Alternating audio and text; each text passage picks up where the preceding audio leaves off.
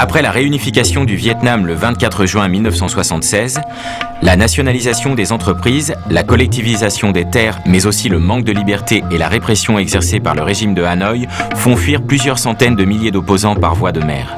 On les appelle les boat people. La crise économique et sociale est amplifiée dans les banlieues.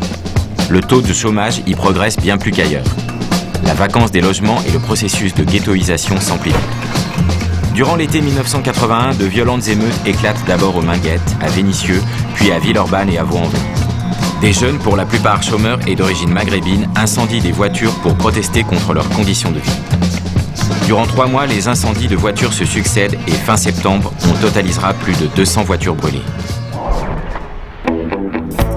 Avant ces émeutes, les jeunes immigrés étaient invisibles.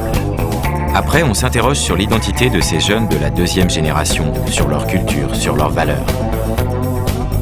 Les banlieues deviennent une terre de reportage et l'image négative qui en ressort rejaillit sur les habitants. Et toi, t'as envie de changer de cité? Non, c'est pas la question que j'aimerais changer de cité.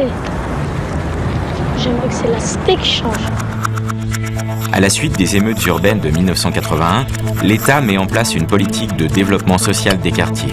Ce dispositif comprend des réhabilitations et des démolitions de logements, la création de lignes de transport en commun, le renforcement des moyens des établissements scolaires, la prévention de la délinquance, le soutien à l'emploi et à la formation, l'animation sociale et culturelle et l'implantation d'activités économiques. L'État travaille autrement, se rapproche des collectivités.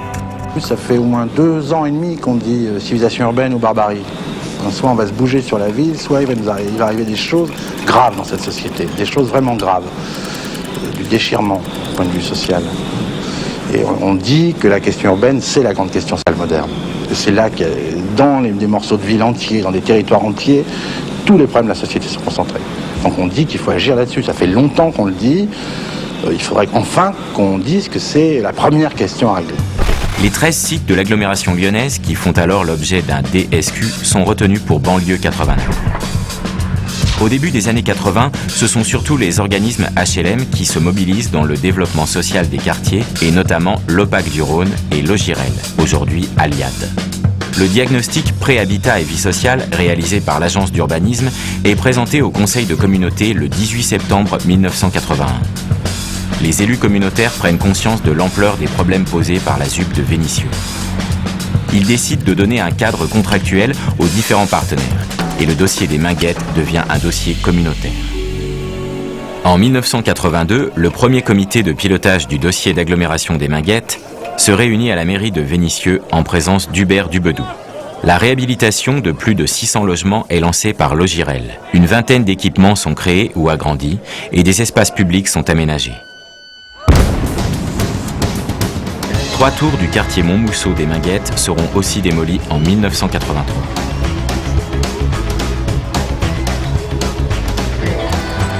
Les problèmes posés par l'évolution de la ZUP des Minguettes se posent également à Vaux-en-Velin, à Bron, à Rieux, à Villeurbanne et dans certains quartiers lyonnais comme la Duchère ou Mermoz. Au cours du printemps 1982, la commission permanente pour l'habitat social, créée à l'initiative de l'agence d'urbanisme pour fédérer une dynamique solidaire d'agglomération, se réunit pour la première fois. Cette commission souligne la nécessité de passer du communal à l'intercommunal en matière de politique de logement et du peuplement. Elle participe à la naissance d'un milieu lyonnais sur les questions urbaines, d'immigration et de logement.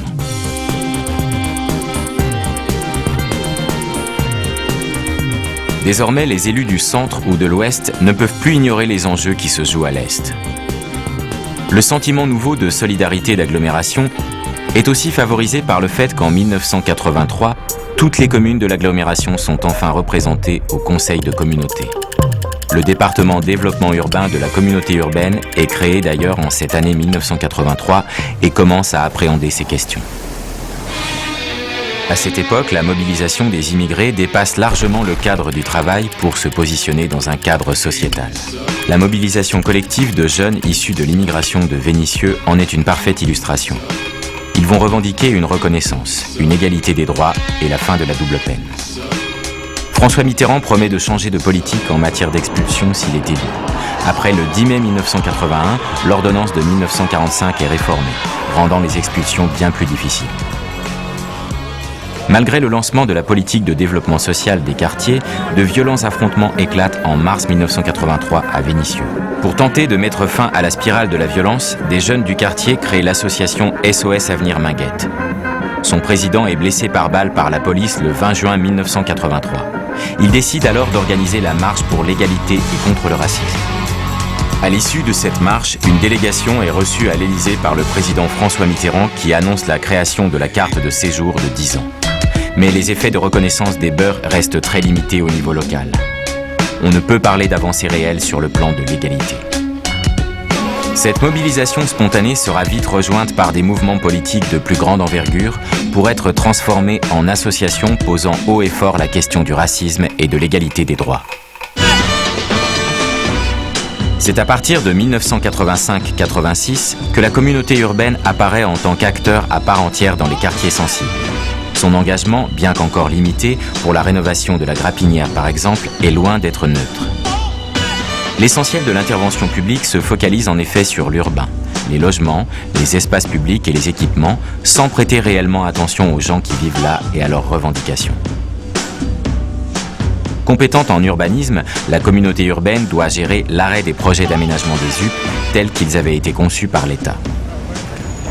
En 1988, on prend conscience que les problèmes ne peuvent se résoudre à l'échelle du quartier ni même d'une ville et qu'il y a nécessité de coordonner les politiques à l'échelle de l'agglomération. Durant cette décennie, les premières équipes opérationnelles placées sous les 3 autorités de la communauté urbaine, des communes et de l'État sont mises en place à Lyon-la-Duchère, Vénissieux et Vaux-en-Velin.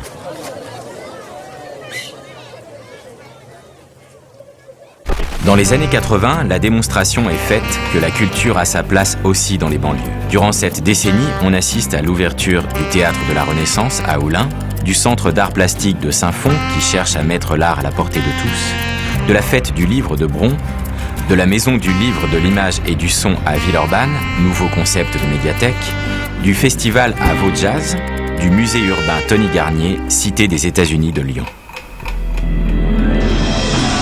La fin des années 80 et plus encore les années 90 vont être marquées par le développement de la culture hip-hop.